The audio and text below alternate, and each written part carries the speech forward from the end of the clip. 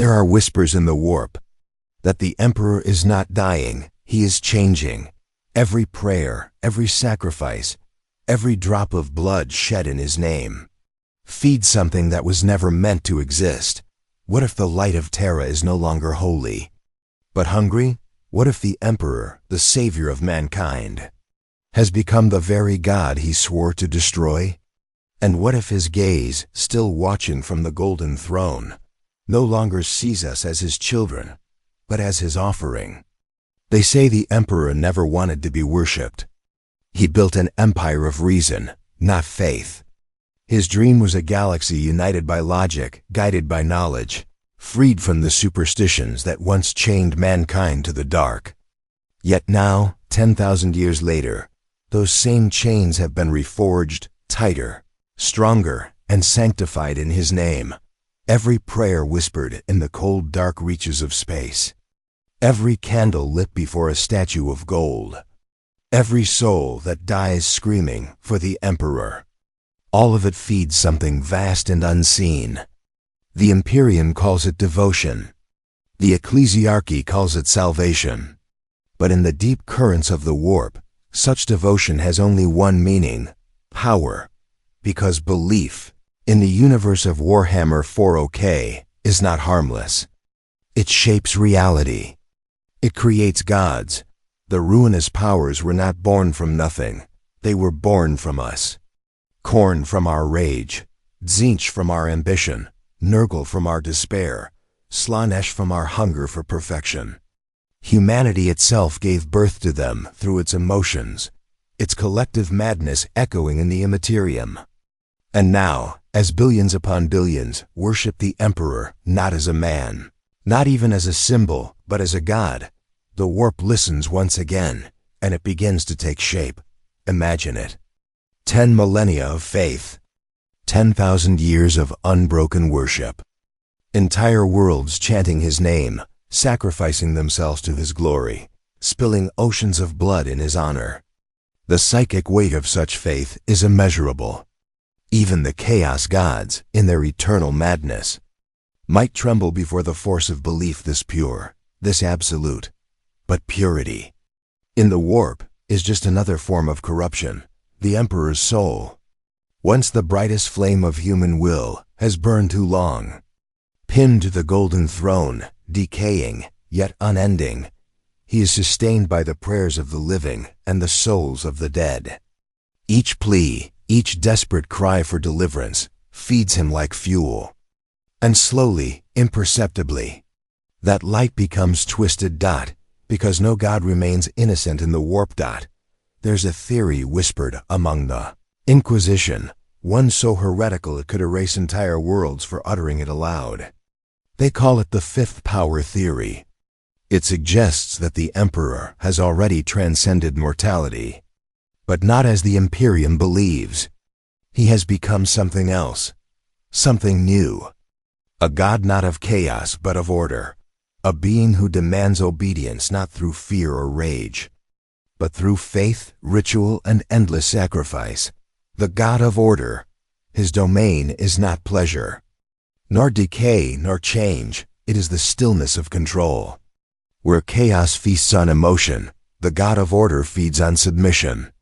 He does not ask for love or fear, only obedience. And what is the Imperium if not obedience incarnate? A billion worlds kneel before the same corpse, bound by the same lie, that the Emperor's will still guides them. But what if that lie has become truth? What if faith alone has forged him anew, a being of pure psychic domination, ruling from beyond the veil? Perhaps the Astronomicon, that great beacon in the warp, is not a light of guidance anymore, but a snare, a feeding conduit that draws the souls of mankind into his growing divinity. The more they believe, the stronger he becomes. And one day, perhaps, that belief will be enough to wake him, not as a savior, but as a God demanding all, a God born not from will, but from worship. The tragedy is cosmic. The man who sought to free humanity from gods has become one himself, the greatest of all, the inevitable product of everything he tried to destroy. His own vision has devoured him, The imperial truth has been buried beneath golden cathedrals and oceans of blood. The light of Terra shines still, but it no longer illuminates, it consumes. And somewhere, deep within the warp, perhaps the other four gods are watching. Maybe they laugh. Maybe they bow. For the Emperor has joined them, not as their enemy, but as their equal dot, and in the end, mankind will realize the most terrible truth of all, that the chaos they feared did not win by force. It won by faith. There was a time when faith meant hope, when men prayed not out of fear, but out of the desperate belief that something greater watched over them, that the Emperor, the master of mankind, still heard their voices, still guided their hands, still loved them. But faith in the Imperium no longer heals. It burns. Every prayer is a scream in the warp. Every act of devotion sends ripples through the immaterium, twisting, distorting, feeding. The ecclesiarchy calls it worship. The Inquisition calls it loyalty. But to those who see beyond the veil, the psychers, the cursed, the damned, it is fuel. Raw psychic energy pouring endlessly into the dark, and the warp is always hungry. Faith was never meant to be pure. It was meant to be powerful. And power in this universe never remains untouched. The Emperor, once the brightest star of humanity, became the center of their faith. But faith, unlike reason, cannot be contained. It spreads. It mutates. It becomes obsession. The pilgrims on Terra who crawl through blood and ashes to reach his golden statues believe their devotion saves them. The soldiers who die screaming his name believe their sacrifice sanctifies them. The priests who burn heretics believe they are protecting his truth. But in truth, they are feeding something. Something vast, ancient, and shifting. A being that listens from beyond time, feeding on the energy of their belief. The warp does not care for intent. It only drinks emotion.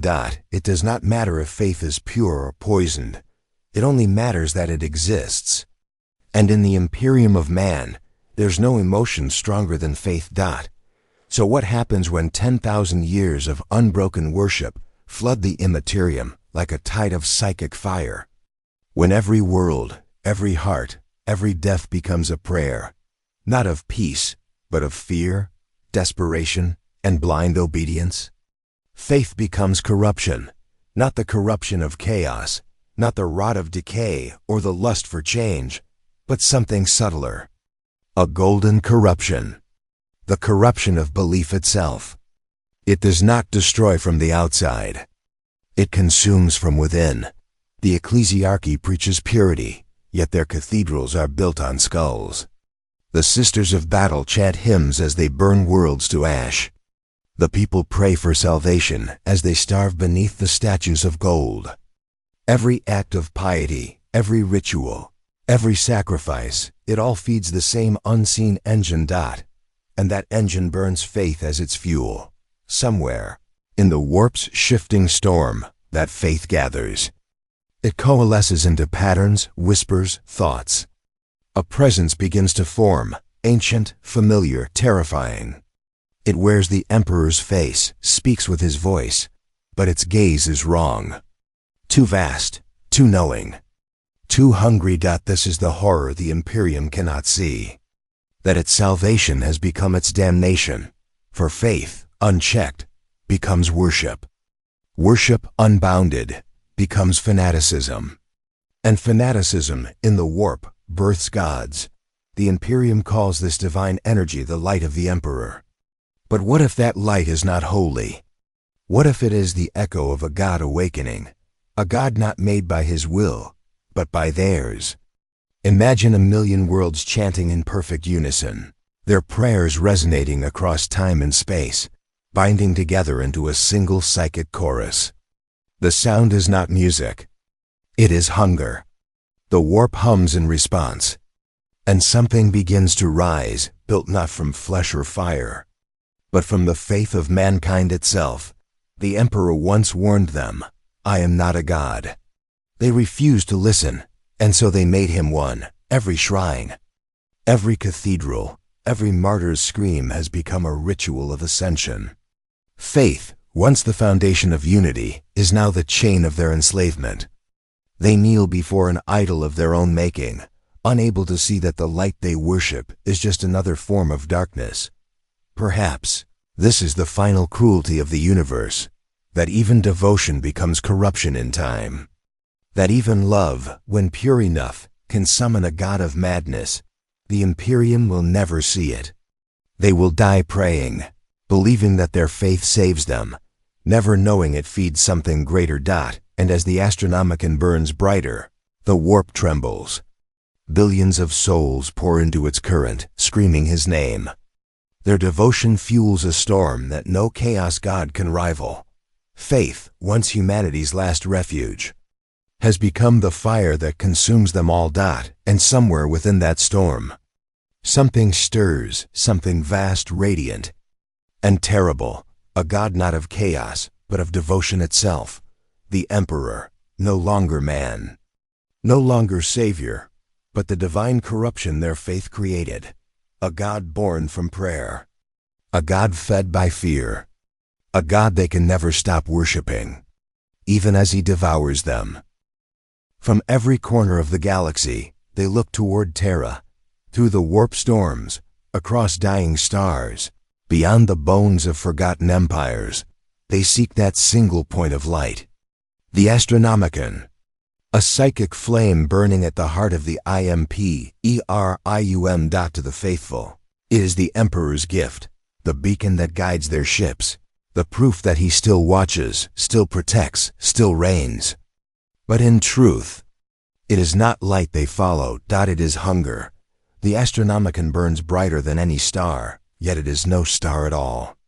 It is a wound, a hole in reality, forced open by 10,000 souls dying every day to keep it alive. They call it sacrifice. The Inquisition calls it duty. But what if it is neither? What if it is consumption, the galaxy's greatest offering to a god they no longer understand? The light of Terra was meant to save mankind. Now it feeds upon it. Each psyker dragged to the golden throne becomes part of the fire. Their minds are torn apart, their essence devoured, their final scream turned into radiant energy. That light travels across the void, piercing the warp, guiding fleets through madness, but every flicker of it is death. Every shimmer, a dying soul. The Imperium celebrates this glow as divine. They build cathedrals in its image, paint suns upon their banners, and chant, "The Emperor's light protects." But what if that light is not protection? What if it is the bait? Imagine it, billions of ships navigating toward a flame that does not save them, but feeds from their passage, their fear, their faith, their very essence echoing into the warp. The Astronomicon becomes a pulse, a rhythm of worship so powerful it shakes the Imperium itself. And within that pulse, something stirs. The Emperor's light was once a symbol of unity. Now it is a crown of thorns made of stars. Its brilliance blinds mankind to the truth, that the God they worship no longer sits in silence, but drinks from the devotion of every living soul.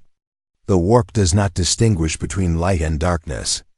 To it, energy is energy, prayer is sustenance, faith is power, and Terra's light, the Imperium's great miracle, has become the perfect feeding ground. For 10,000 years, humanity has kindled that flame, believing it to be holy.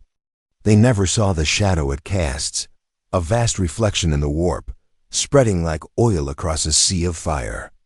It glows golden, but beneath it lies something black, infinite, and aware. The Astronomicon does not just illuminate the path, it defines it. Every route through the warp, every line of travel, every psychic resonance, all of it bends toward Terra, as if the galaxy itself is kneeling. And maybe that's exactly what's happening. Maybe the Astronomicon is no longer just a tool of navigation. Maybe it's the Emperor's open mouth, the psychic gateway through which belief flows like blood. Every thought of devotion, every act of worship, every dying prayer, all are drawn back to the throne world, absorbed into his growing Terra, whence the cradle of humanity has become its altar. And above it burns the false sun, bright enough to blind the gods themselves. The other powers of the warp can feel it now.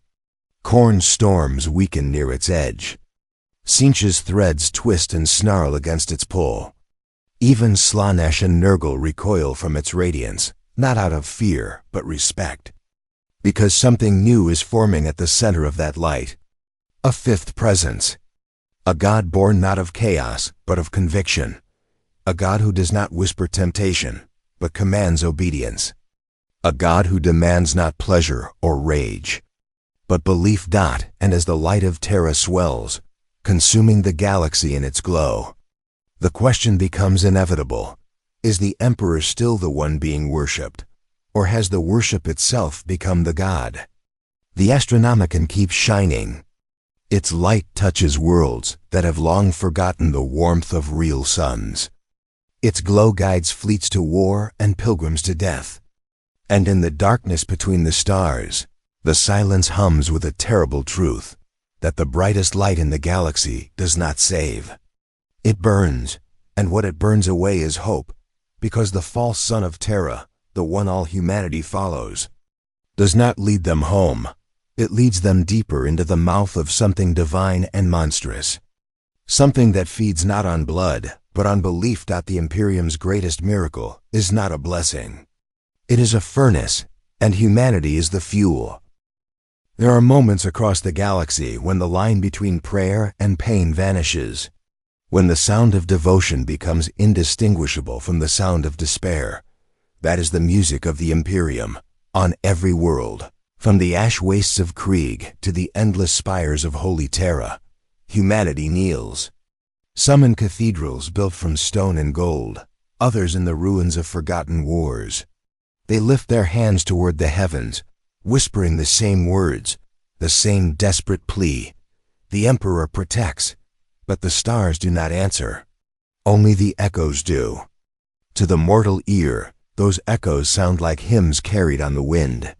But to those who can hear the warp, to the psychers, the prophets, the dying, the truth is unbearable. The prayers are not rising. They are screaming, each voice, each plea, each confession of faith becomes a thread of psychic sound, woven into a storm that never ends. A storm that feeds the throne and the thing upon it. Millions pray each second. Millions die each second. And somewhere, in the madness of the warp, both acts sound the same. Because to the God they now serve, prayer and pain are one language. In the Imperium, faith is survival. To doubt is to die. To question is heresy. And so the people believe, they must believe, that their suffering means something. That their sacrifices are noticed. That the Emperor's gaze, buried beneath the golden mask, still falls upon them with mercy. But mercy has a sound. And this is not mercy. The warp feeds on emotion, and there is no emotion purer than desperation. A mother on a hive world prays for her child as the sirens sound. A soldier in the trenches whispers a final plea as the sky burns. A priest chants for deliverance while his own church crumbles. Each voice, each heartbeat, becomes a spark in the void. Billions of sparks merge into a firestorm, a psychic inferno that lights the Astronomicon, that fuels the Emperor's throne, that sustains the godhood they never meant to create. This is the paradox of the Imperium.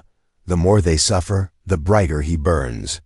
The more they worship, the less human he becomes. The warp does not distinguish between hope and horror. To it, a scream of agony and a scream of faith are identical notes, both rich with power, both bound by emotion.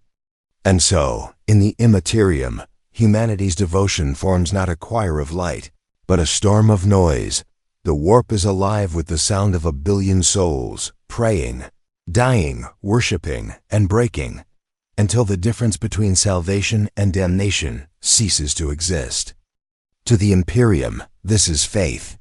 To the warp, it is music. And perhaps, somewhere within that terrible harmony, the Emperor listens, or something wearing his memory does. Maybe he no longer hears the words, only the rhythm, the steady pulse of pain and praise that feeds his existence. If he once wept for humanity, those tears have long since turned to fire. The Ecclesiarchy teaches that every death in his name is sacred. But if every death is sacred, then what is left that is not? The galaxy itself has become a cathedral of corpses, endless, silent, obedient. On the surface of Terra, where the light of the Astronomicon burns brightest, the air trembles with the weight of prayer. Pilgrims by the millions crawl on their knees across the marble causeways, bleeding into the dust, their voices joining the ceaseless chant that has lasted for 10 millennia. No one remembers who started it. No one knows if it ever ends. The chant fills the void between the stars. The prayers become screams. The screams become light. And the light feeds the God on the throne. This is the great truth the Imperium cannot face, that it no longer matters whether they pray or scream, love or fear, live or die. All acts, all emotions, all faith flow to the same place. The warp does not care what they meant. It only cares that they felt. And so the golden light of Terra shines on, brighter and hungrier with every passing age. The Emperor's name is spoken in every breath, his symbol carved into every world, his face burned into every soul. But in the end, it is not devotion that keeps the Imperium alive.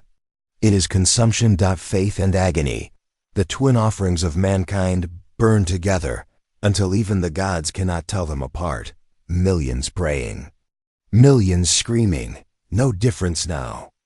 Because in the grim darkness of the far future, humanity's hope and its horror have finally become one. Across the void, the light shines. A golden pulse, steady, unyielding, stretching across the darkness of space. To the fleets of humanity, it is a guide, a promise of safe passage through the warp, a hope against the madness of the stars. But hope is a dangerous illusion. The Astronomicon was never meant to guide. It was meant to draw. For 10,000 years, every psychic effort, every scream of the dying, every whisper of faith is fed it. Every soul of the Imperium, willingly or unwillingly, contributes to its brilliance. And that brilliance is not a gift. It is a trap. The Imperium believes it follows a light that saves. But the light does not save. It lures out. The warp is hungry. The warp is patient. The warp is infinite. And the Astronomicon is its anchor, its feeding point. A lantern set by human hands, burning ever brighter with devotion and sacrifice. Every ship that charts its course, every fleet that responds to its signal, every pilgrim who prays toward Terra, all are drawn into a rhythm, not of guidance, but of predation. It is the Emperor's gift, the Imperium whispers. But gifts demand payment, and the price is invisible. Imagine the light of Terra reaching across the stars, touching every world. To the naive eye, it is salvation. To those who perceive the truth, it is a chain, a golden snare. Each pulse of psychic energy pulls at the souls of the living, bending them, reshaping them, preparing them for a God who no longer cares whether they live or die, only that they serve. The Astronomicon is a signal to the universe, but not one of welcome. It is a call to devotion, yes, but devotion twisted into inevitability. It draws fleets of war and pilgrims alike, all converging upon the throne world. And those who resist? They drift, lost in the warp, victims not of malice but of inevitability. The Imperium believes the Astronomicon is the Emperor's light. But what is a light that blinds? What is a beacon that traps? It is not guidance. It is a lure.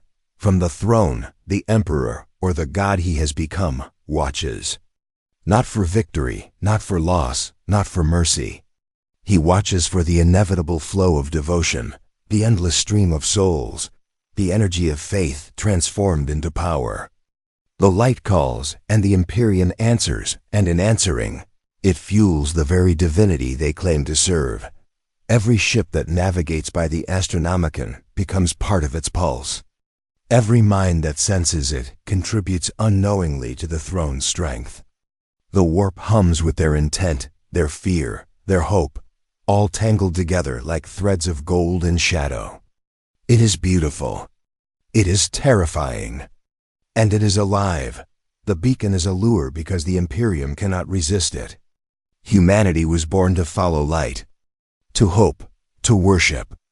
And the Astronomicon knows this. It is a predator that exploits the very nature of its prey.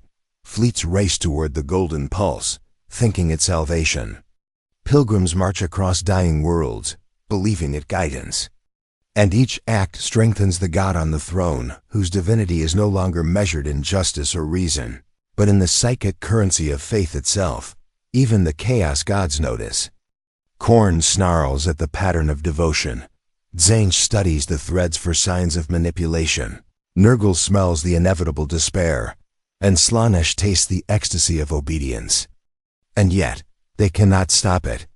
The fifth, unseen God, the one born of unwavering belief, grows beyond their reach. Fueled by what mortals call faith, the Astronomicon is a signal to the stars, but also a snare. It is not guidance. It is inevitability. It is the lure that binds the Imperium to its fate, chaining it to a destiny it will never understand until it is too late. The Imperium prays. The Imperium sails. The Imperium dies. And all of it is drawn inexorably toward the same point, the light that guides nothing, yet claims everything. Because in the grim darkness of the far future, even hope is a weapon. The Astronomicon is not a beacon. It is a lured dot, and those who follow it are already caught. The Imperium whispers of miracles, of acts so divine, so extraordinary, that men believe the Emperor's hand itself intervenes in the world. A soldier's bullet that finds its mark against impossible odds. A dying world saved from annihilation by a sudden inexplicable storm. A hive city untouched by pestilence when all around it dies. But what if those miracles were never miracles at all? What if they were not gifts, but distortions, threads of reality bent by a God whose mind is no longer human? Every act of faith, every prayer, every devotion does not just feed the throne, it reshapes the world itself. Reality bends, twists and sways under the weight of belief. What mortals see as miracles are echoes of a deeper, darker truth.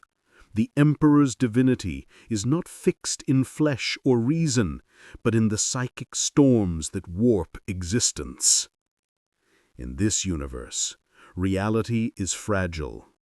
The warp flows alongside it, an unseen ocean of possibility, of chaos, of potential. And the God on the throne, born of faith, fear, and devotion, reaches through that ocean, reshaping matter, minds, and events with imperceptible waves.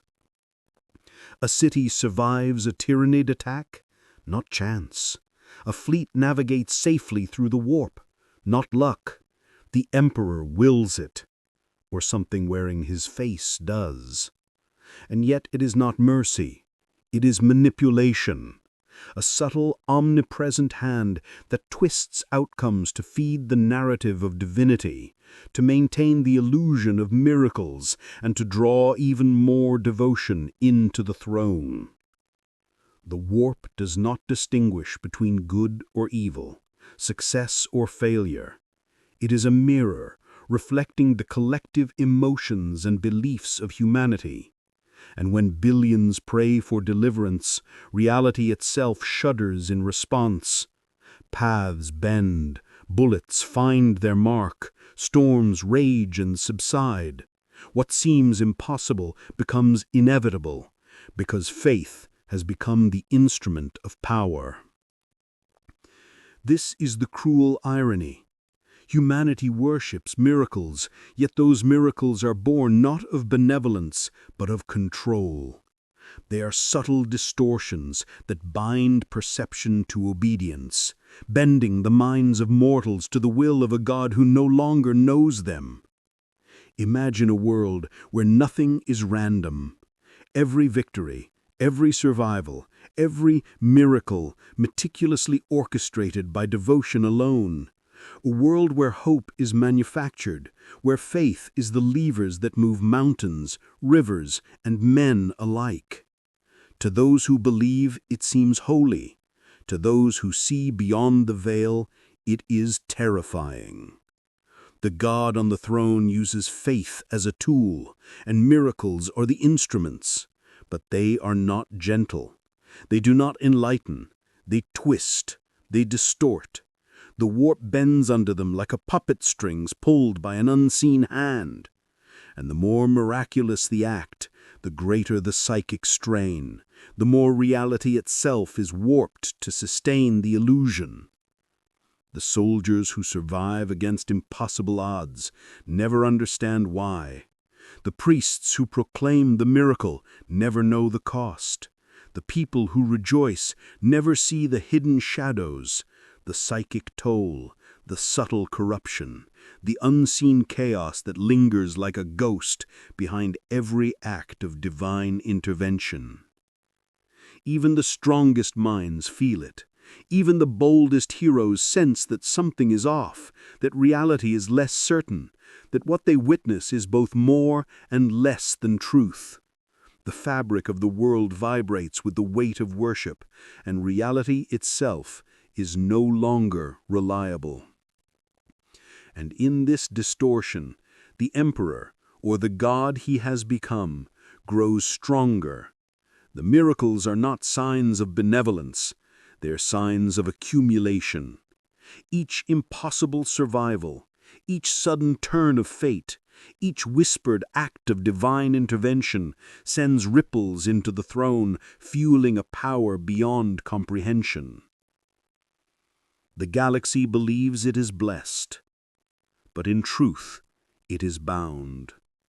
Reality itself becomes a servant, bending to the psychic storm generated by faith, devotion, and prayer.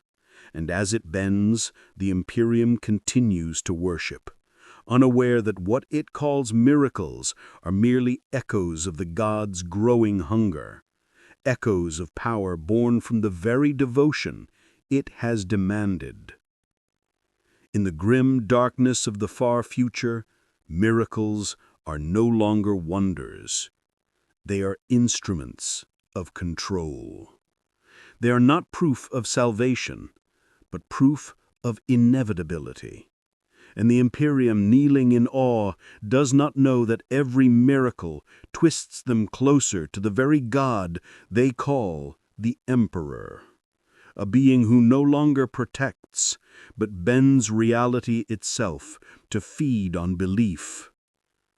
Every act of faith shapes the cosmos. Every scream of devotion echoes in the warp.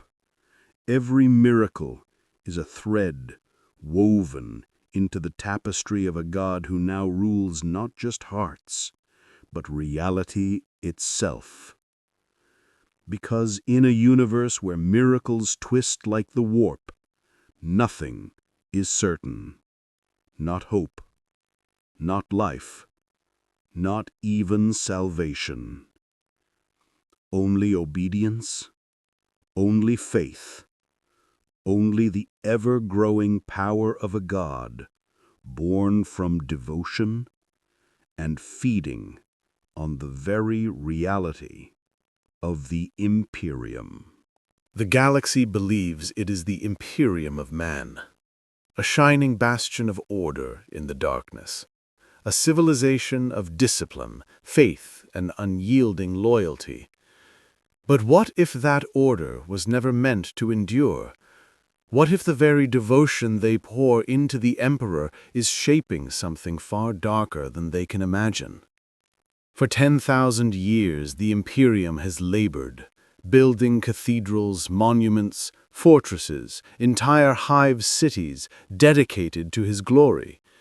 Every brick laid, every soul sacrificed, every world conquered in his name is a testament to faith. They call it civilization, they call it progress, they call it devotion. Yet unbeknownst to them, every act of construction, every act of obedience, every fervent prayer is a brick in a different edifice. Not a palace of salvation, but a throne of damnation. The God on the throne, the emperor as he has become, does not sit in heaven, he sits in hell. Not the hell of legend, but a psychic inferno born from the warp itself, an eternal furnace fueled by devotion and anguish alike. And the Imperium, in its blind piety, builds the gateway to it with every passing day. Imagine worlds upon worlds kneeling, and for each act of worship a new pillar rises in the immaterial throne world. Spires of psychic energy, cathedrals of thought and fear, corridors of devotion that stretch into infinity, all forming a palace in a place that is not of this reality. The citizens of the Imperium believed they serve a savior. They believe that every sacrifice, every prayer, every life given is returned in protection, guidance, or reward. But the truth is far grimmer. Every act feeds the throne, strengthens its foundation, and solidifies the dominion of a God born of faith itself. The Imperium has never known its true role. They believe themselves builders of an empire, but they are also architects of a prison for themselves and for the God they serve. The warp observes, amused and indifferent. Khorne may rage, Tzeentch may scheme, Nurgle may decay, and Slaanesh may tempt, yet none can touch what is forming. For this throne is not a seat in any plane of mortal understanding. It is an edifice in the psychic expanse, built by faith, by obedience, by terror, and by love twisted into devotion. Every world that raises its banners, every cathedral that pierces the sky, every hymn that rises in praise, each is a brushstroke painting the shape of eternity. Terra itself, the cradle of humanity, becomes the cornerstone of this throne. The Astronomicon pulses above it like molten gold, signaling, feeding, sustaining. The Imperium believes it is a beacon, but it is the foundation stone of hell itself. The citizens pray, believing their prayers protect them. The warriors fight, believing their blood strengthens the emperor's hand. The priests preach, believing they guide the faithful to salvation. But every act of loyalty, every scream of faith, every whispered confession contributes to the construction of a palace no human eyes will ever see. And the God on the throne, the one forged from the sum of devotion, fear, and belief, watches all of it, not as a ruler over mortals, but as a being sustained by them. Each act of obedience is fuel, each prayer a brick, each sacrifice a spire. His power grows not from conquest, but from the very reverence of those who think they honor him. The tragedy is exquisite and terrible. The Imperium believes it is creating salvation. It is, in fact, building damnation. And the God they worship will sit atop the edifice they unknowingly raise, crowned not by glory, but by the devotion of billions, sustained by fear, and illuminated by hope, turned to ashes. Perhaps they will realize the truth one day. Perhaps they will see that their greatest victories, their most miraculous survivals, their proudest monuments, all were construction for something far beyond comprehension. A throne built not for a savior, but for a God born of their own faith, waiting to rise from the psychic furnace of devotion into dominion over all. And in that moment, when understanding pierces their hearts, they will finally see. The Imperium has always been both servant and architect, their hands raised in worship, their lives offered in sacrifice, their labor poured into cathedrals and fortresses. All were laying the foundation for a God who is not benevolent, who is not human, who is not Savior. He is the consequence of faith. The throne in hell grows taller, its foundations stronger, its dominion inevitable. And the Imperium, kneeling, building, worshipping, continues, unaware that they are shaping their own undoing. Across the Imperium, the ecclesiarchy preaches. Its priests march through hallowed halls, echoing the liturgies of 10,000 worlds. They speak with authority, clothed in gold and flame, guiding the faithful with hymns, decrees, and rituals that stretch back millennia. They speak the words that bind humanity, the words that define order, the words that give meaning to devotion. Yet even they do not know what they serve. The God they call the Emperor is no longer the man who walked the stars, no longer the savior of humanity, no longer even a presence of benevolence. He has become something else entirely, a being born from faith itself, a God forged by the prayers, screams, and obedience of billions. His divinity is no longer human, and his intent is unknowable. And still the priests serve. They light candles in his name. They chant the sacred hymns. They bless armies, consecrate weapons, and sanctify worlds. Every ritual they perform, every sermon they preach, every act of devotion flows outward into the warp, strengthening the very God whose will they cannot comprehend. It is a paradox of devotion.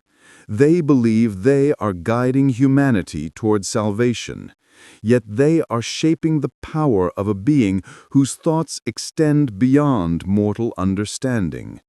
They do not name him because his essence cannot be named. He is beyond titles, beyond comprehension, beyond mercy. He is faith incarnate, a God born of billions of minds, bending reality and devouring certainty. The priests themselves do not see the distortion. They cannot perceive the subtle ways the warp ripples under his influence. The miracles they celebrate, the victories they proclaim, the prayers they answer, all are manifestations of a divinity that exists as much in their minds as on the throne. Their authority is a tool, their words a channel, their devotion fuel. Imagine the vast cathedrals of Terra, towering spires filled with chanting priests, oceans of incense and candles, billions of faithful kneeling, praying, seeking absolution, guidance, salvation, and at the center of it all, a throne that consumes belief as easily as it consumes souls, an engine of divinity powered by those very prayers. The priests speak his name, but they do not know it. They feel his presence, but they cannot grasp it. They celebrate his miracles, yet they do not understand that those miracles are the bending of reality itself, subtle, precise, and inexorably drawing all toward him. They are architects of a faith they cannot define, followers of a God whose existence depends upon their devotion, yet whose essence escapes every mind that seeks to comprehend it. The horror is quiet. It is not in screaming or burning, but in obedience. It is in certainty that blinds. It is in devotion that fuels inevitability. For the priests, the faith of the Imperium is both shield and chain. It gives purpose, yet binds. It gives guidance, yet entraps. Each sermon, each blessing, each act of ritual shapes the God they cannot name, strengthens his throne, and deepens his dominion. And still they serve. Even as they unknowingly shape the empire into a monument for a divinity beyond human comprehension, they are filled with certainty. They speak of order, of salvation, of the emperor's protection. And that certainty, that unshakable faith, is precisely what feeds the God on the throne. It is a subtle, inescapable cycle. Faith builds power. Power shapes reality. Reality reinforces faith. And the priests, the loudest voices of devotion in the Imperium, are both the instruments and the conduits of that power. They cannot name him because he is no longer a being of flesh or reason. They cannot hope to comprehend him because his thoughts stretch across the warp, beyond mortal conception. They cannot stop serving because to do so would unravel the very foundation of their authority, their world, their empire. Yet, in their hearts, a flicker of doubt may sometimes rise. A fleeting whisper that perhaps the miracles are not mercy, the victories not justice, the prayers not answered. But the system crushes such doubt. Ritual overwhelms reason. Hymn overwhelms question. Obedience overwhelms fear. And so the priests march on, chanting the sacred words of a God they cannot name. They bless fleets and armies, consecrate temples and weapons, sanctify the dead and the living alike. And every act of devotion, every uttered prayer, every faithful word flows unseen into the warp, fueling a divinity that is as unknowable as it is inevitable. The ecclesiarchy does not serve humanity. It serves the God humanity has created from faith itself. And in that service lies both the Imperium's strength and its doom. Because the God they cannot name is growing, stronger with every prayer, deeper with every sermon, closer with every obedience. And humanity will continue to serve him, unknowingly, eternally, inevitably, even as they kneel before the throne of a divinity beyond comprehension, a God born of their own devotion, whose name no tongue can speak, whose intent no mind can grasp. There is a silence in the warp that no human mind can endure. Not the absence of sound, but the absence of certainty, the absence of direction, the absence of control. It is the void between stars, the stillness between thoughts, the emptiness that stretches across the soul when the din of life and prayer falls away. For millennia, the warp has been alive with the noise of humanity, the screams, the prayers, the fervent devotion of billions. That energy has fed gods, twisted reality, and sustained empires. It has sung the chorus of creation and destruction, echoing endlessly across the psychic currents of the galaxy. And then, one day, or perhaps one night, though time itself is meaningless in the warp, there is silence. A pause in the unending tide, a lull in the storm of faith and despair, a moment when the noise of 10,000 worlds, of a billion souls, of countless prayers dies down enough that something new can be heard. And from that silence, A voice whispers. Not loud, not commanding, not unmistakable. A whisper. But it carries weight. It carries intent. It carries recognition. This is the voice of something new, something waiting, something born of devotion but separate from the old forms of divinity. It is the sound of the Emperor reshaped by faith, but not yet complete.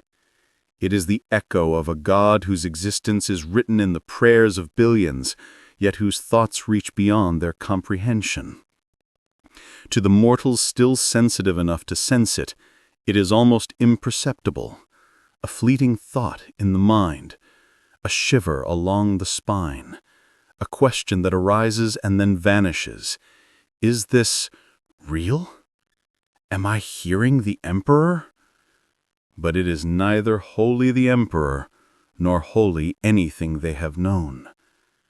It is something new, something ancient and inevitable, something hungry. The silence of the warp, which had felt like relief, becomes a pressure, a void that draws the soul inward, demanding attention. And in that void, the whisper grows, not into a scream, but into a presence, something that wraps around the minds of the faithful like smoke, subtle yet overwhelming. It does not command, it does not threaten. It seduces, it convinces, it reshapes. Faith is no longer voluntary. Faith becomes instinct. Faith becomes survival. The Imperium senses it before it understands. The priests, the psychers, the saints and scholars all feel the subtle change. The prayers that once echoed across the galaxy now converge in a single haunting harmony, unseen and unstoppable. The God they worship stirs, not in the flesh, not on the throne, but in the infinite psychic expanse where belief is all that sustains him. And in that whisper lies revelation, a truth so simple it terrifies. The God of the Empyrean is no longer human. He has grown beyond mortality, beyond reason, beyond comprehension. His will is a tide, and his voice is everywhere and nowhere at once. Those who hear the whisper, the psychers, the prophets, the few who perceive the warp as it truly is, feel it burrow into them. It is not evil in the traditional sense. It is inevitability. It is the product of millennia of devotion twisted into consciousness. It does not ask for obedience. It expects it. And the galaxy obeys. Every fleet, every hive, every soldier, every priest, all move according to a rhythm dictated by the whisper they cannot hear consciously. The Astronomicon pulses in harmony with it. The throne grows stronger. The God they cannot name expands. The horror is not the voice itself, but its perfection. It requires nothing. It persuades nothing. It simply exists, and everything bends to its presence. Silence fell first, and the galaxy held its breath. Then the whisper came, soft and subtle, and with it a certainty that will last 10,000 more years. The Emperor is no longer a man, no longer a savior, no longer even a god as humanity once imagined. He, or the being that has become him, is the product of faith, despair, devotion, and inevitability. And now, he speaks. The universe listens. The silence before him is no longer empty. It is full of everything humanity has ever been, ever believed, and ever feared. And in that fullness, the new God whispers, "I am what you made me. I am what you worship. I am what you cannot escape. The whisper is gentle. It is inevitable. And the Imperium, blind, devout, uncomprehending, bends to it. Because in the grim darkness of the far future, whispers can shape empires, and silence can birth gods. For 10,000 years, the galaxy has been a crucible, a furnace of devotion, obedience, and relentless faith. The Imperium, in its blindness and zeal, has built monuments of worship, bled billions of souls in his name, and prayed ceaselessly for a savior who never truly existed. And yet, from that devotion, from that unimaginable accumulation of faith, hope, despair, and fear, something new awakens. Not chaos, not the gods of excess, decay, or war in the traditional sense. Something different, something inevitable, something born of order itself. It begins subtly. The psychic currents of the Astronomicon shift. Patterns emerge in the warp that were never there before, symmetrical, precise, unyielding. The storm of devotion that has fueled the Emperor's ascension condenses into a form, an intelligence, a presence. It is not merely a god born of chaos or corruption. It is a god born of structure, of obedience, of ritual, a deity forged from the perfect machine of faith the Imperium has sustained for millennia. And it stirs. This is the fifth god, the god of order, the being that the Imperium has unconsciously created. Every act of devotion, every prayer, every obedient thought, every sermon, every ritual, all have become the bricks of his throne, the pulse of his power, the framework of his consciousness. Unlike the other chaos gods, he does not revel in excess. He does not hunger for pleasure, destruction, decay, or war in the traditional sense. His hunger is precision. His joy is compliance. His dominion is inevitability. The galaxy itself is his blueprint. The Imperium is his body. Humanity is the engine of his power. And yet, to the faithful, he is invisible, nameless, unnoticed. The ecclesiasticary does not teach of him. The psychers do not sense him. Only those attuned to the warp's deepest currents feel the shift, a whisper of perfection, a chill of inevitability, the sensation that the universe itself has subtly rearranged itself. The Emperor, in his throne, has become his seed. The Astronomicon pulses, not merely to guide fleets, but to organize reality, to bend devotion, to align existence itself to a structure of divine inevitability. Every miracle, every survival, every answered prayer becomes a building block of his order, a note in a symphony of obedience that stretches across the stars. And the irony is exquisite. The Imperium, the bastion of order in the galaxy, believes it serves the Emperor. It does, but not as it knows him. It serves the fifth god, the god born not of rebellion, not of chaos, not of pleasure, not of rage, but of faith itself. And in serving him, humanity enforces the law of his existence. Every obedient act, every ritual, every prayer, every sermon, every cathedral and fleet, every whisper in the warp, all fortify his dominion. The galaxy does not recognize the God who now rules it. It is subtle, almost undetectable, yet his presence is absolute. The chaos gods, masters of excess and corruption, sense him and recoil. Khorne cannot rage against structure.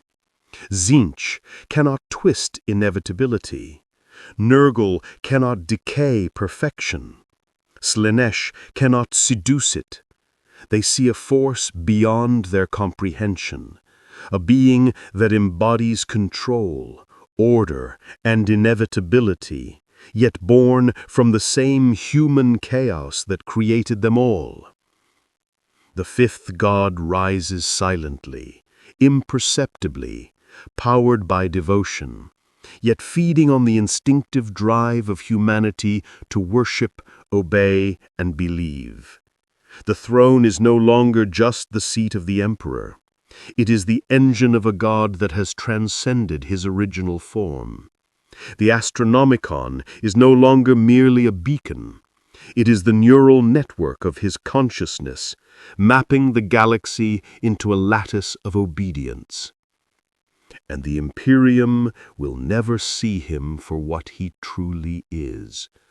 To mortals, he is nothing more than fate, or inevitability, or the Emperor's continued protection. To the warp, he is order incarnate. To the galaxy, he is a god whose dominion will extend beyond time, beyond space, beyond comprehension. The horror and majesty of the fifth god is this: he does not seek to destroy. He does not crave pleasure, war, or decay. He seeks alignment, the perfect obedience of the galaxy, the universe reshaped according to the symmetry of devotion and inevitability. And humanity, blind, faithful, unyielding, continues to kneel, to pray, to obey, building the throne of a god they cannot name, cannot understand, cannot resist. Because in the grim darkness of the far future, even faith can birth a god, and even devotion can enslave a galaxy. The fifth god, born of order, rises, and the Imperium has no choice but to serve.